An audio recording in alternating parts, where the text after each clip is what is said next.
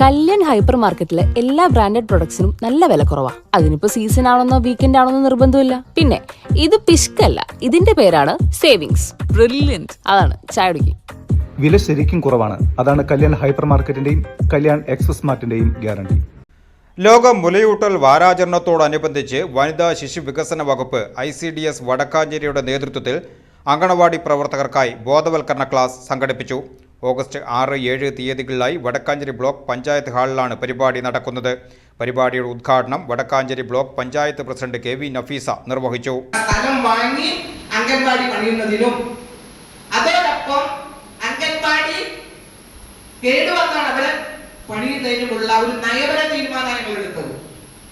അങ്ങനെ ഞങ്ങള് സ്ഥലം വാങ്ങി അംഗൻവാടി കൊണ്ടുവച്ചിട്ടുണ്ട്. അരിമപ്പള്ളി പഞ്ചായത്തിൽ ഉണ്ടെന്ന് വിചാരിക്കുകയാണ്.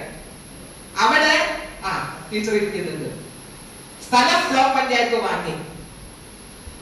അതുപോലെ മുള്ളൂർക്കര നസ്രത്ത് അംഗൻവാടി ആരവിടെ വന്നിട്ടോ? നസ്രത്ത് അംഗൻവാടി ടീച്ചർ വന്നിട്ടുണ്ട്.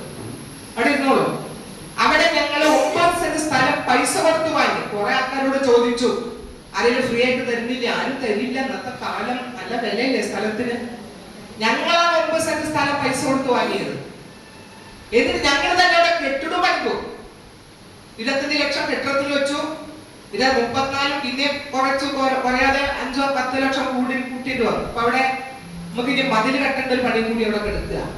Vadakkanchery block panchayat vice president Sruthi Lalu ചടങ്ങിൽ അധ്യക്ഷത വഹിച്ചു. ICDS Vadakkanchery CDPO Ramyamol KK സ്വാഗതവും ബ്ലോക്ക് പഞ്ചായത്ത് ക്ഷേമകാര്യ standing committee chairperson Latha Mohanan ആശംസയും പറഞ്ഞു. ICDS സൂപ്പർവൈസർ ഗ്ലിറ്റി ML ചടങ്ങിന് നന്ദി രേഖപ്പെടുത്തി. തുടർന്ന് നടന്ന ബോധവൽക്കരണ ക്ലാസുകൾക്ക് നാഷണൽ ആയുഷ് മിഷൻ മെഡിക്കൽ ഓഫീസറും ഗവൺമെൻറ് വിഷവൈദ്യ ആശുപത്രി വടക്കാഞ്ചേരിയിലെ ഡോക്ടറുമായ ഡോക്ടർ ജയശ്രീ MD, എരുമപ്പെട്ടി CHCയിലെ public health nurse Lizzy NP എന്നിവർ നേതൃത്വം നൽകി. കുട്ടികൾക്ക് കൃത്യമായ മുലയൂട്ടൽ ഉറപ്പാക്കുന്നതിൻ്റെ പ്രാധാന്യത്തെക്കുറിച്ചും ആരോഗ്യ സംരക്ഷണത്തെക്കുറിച്ചും അംഗനവാടി പ്രവർത്തകർക്ക് വിപുലമായ വിവരങ്ങൾ പങ്കുവച്ചു.